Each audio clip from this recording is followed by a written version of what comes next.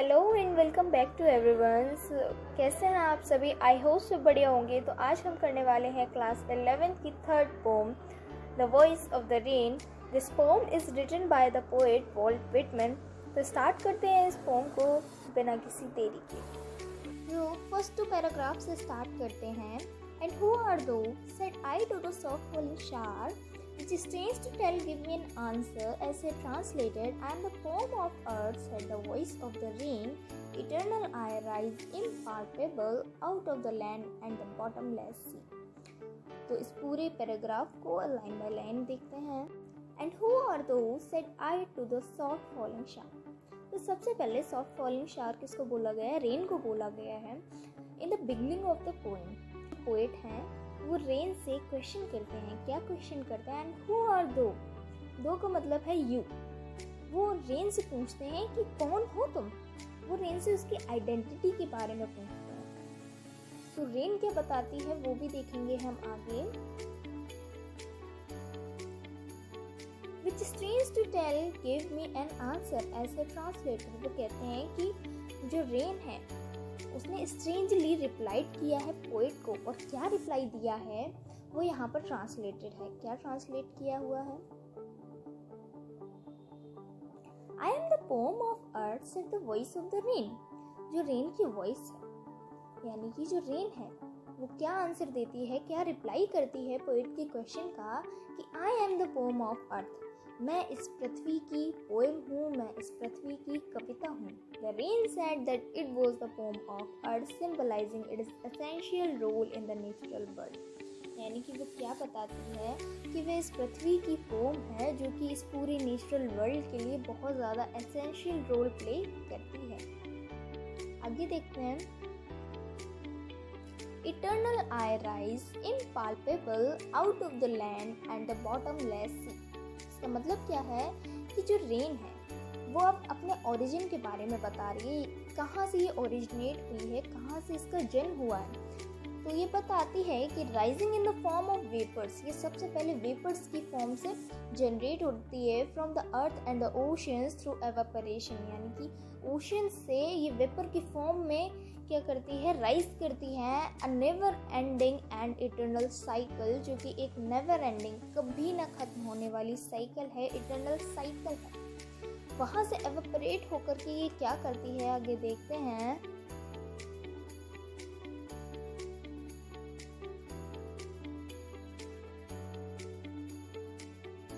Upward to heaven whence beggarly formed altogether changed and yet the same. मतलब क्या है, जब वो ओरिजिनेट हो गई ओशन से फिर वो स्काई की तरफ मूव करती है और क्लाउड्स की फॉर्म में खुद को बना लेती है.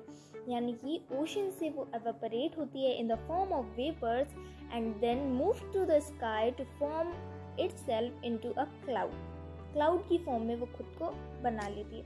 Though it changes its form but its essence remains the same. इसका मतलब क्या है, वो सिर्फ और सिर्फ अपनी फॉर्म को चेंज करती है, बाकी जो इसका एसेंस है, जो इसकी प्रॉपर्टी है वो सेम रहती है. आगे देखते हैं.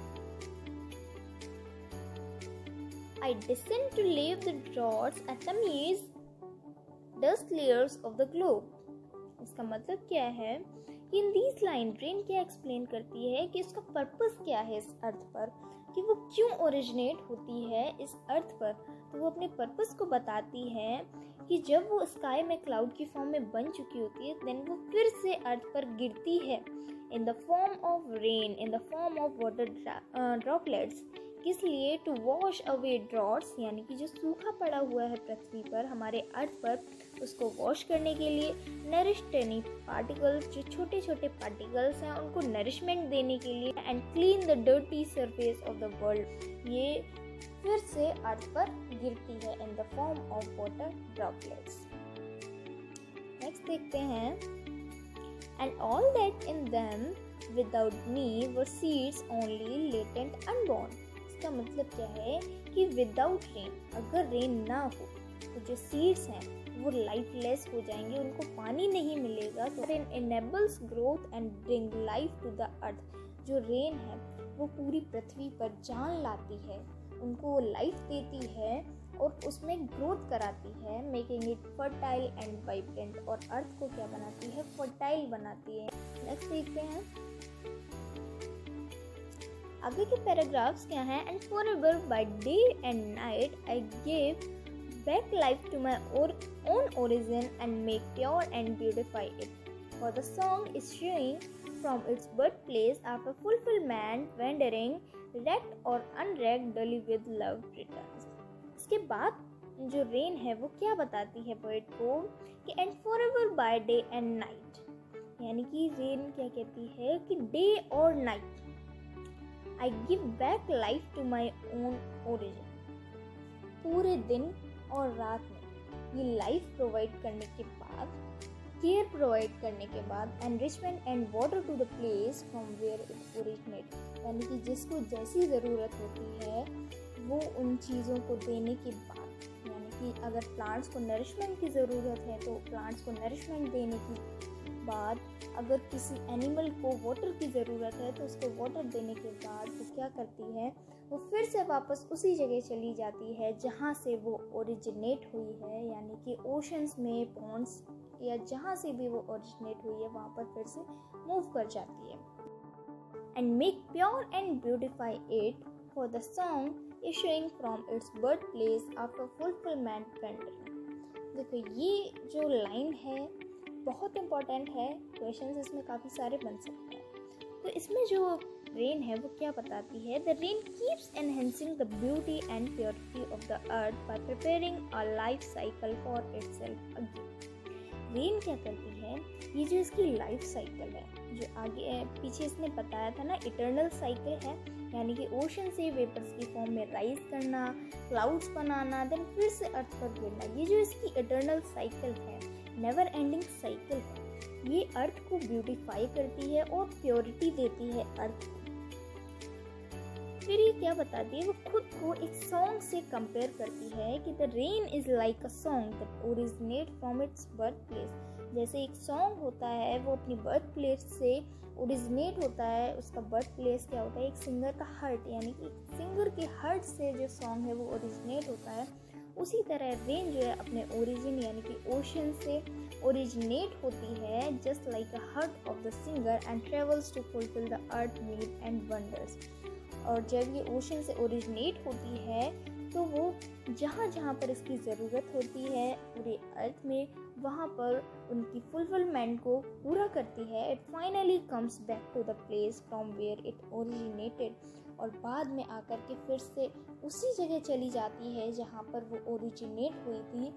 इसने सॉन्ग से किस तरीके से खुद को कंपेयर किया है कि जैसे एक सॉन्ग जो है सिंगर के हार्ट से निकलता है, वो लोगों तक पहुँचता है, लोग उसको पसंद करते हैं, फिर उसके बाद उनके प्यार के फॉर्म में, उनके लव, उनकी एप्रिशिएशन के फॉर्म में जो सॉन्ग है वो फिर से सिंगर के हार्ट में आ जाता है। उसी तरह जो रेन है वो ओशन से ओरिजिनेट होती है, अपने मकसद को उसको पूरा करती है, फुलफिलमेंट देती है और उसके बाद अपने ओरिजिन पर फिर से वापस आ जाती है।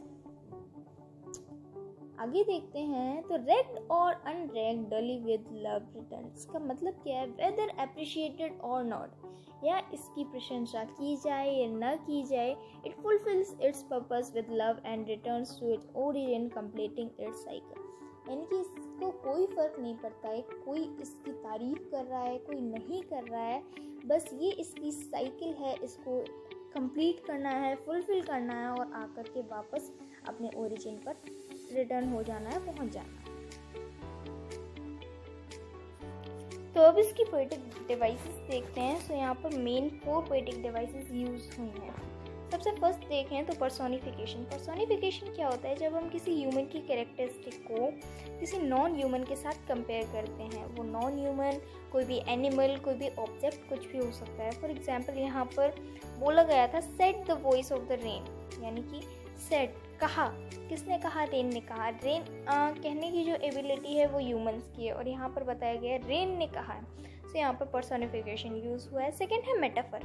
मेटाफर क्या होता है, जब हम without using any comparing words हम कंपैरिजन करते हैं। कंपेयरिंग वर्ड क्या होते हैं, फॉर एग्जांपल लाइक का यूज़ करते हैं, एज का यूज़ करते हैं। तो यहाँ पर क्या है, ऐसे वर्ड्स का यूज़ नहीं होता है और हम कंपैरिजन करते हैं. For example, I am the pome of earth. यहाँ पर पोम ने क्या बताया है, मैं हूँ इस अर्थ की पोम. सो यहाँ पर क्या यूज़ हुआ है, मेटाफर यूज़ हुआ है. The third poetic device is hyperbole. Hyperbole कब हम यूज़ करते हैं, जब हम किसी चीज़ को एम्फेसाइज कर रहे हो, यानी कि बड़ा चढ़ा कर बोलते हैं किसी चीज़ को, तो वहाँ पर हाइपरबोल का यूज़ करते हैं. For example, bottomless sea. Next example जो है, अपवर्ड टू हेवन. हेवन यानी कि स्वर्ग होता है, यानी कि इतना ऊपर जितना कि heaven. The fourth poetic device is oxymoron. Oxymoron कब हम यूज़ करते हैं, जब दो अपोजिट वर्ड्स जो होते हैं वो एक साथ आ जाते हैं. For example, day and night, ragged और अनरेग्ड. तो ये थी हमारी पूरी poem and its poetic devices. इसके बाद इसी के साथ हमारा पूरा चैप्टर जो है ख़त्म होता है. आई होप आपको चैप्टर अच्छे से समझ में आया होगा. वीडियो अच्छी लगी हो तो please like, comment and subscribe to our channel. Thank you for watching.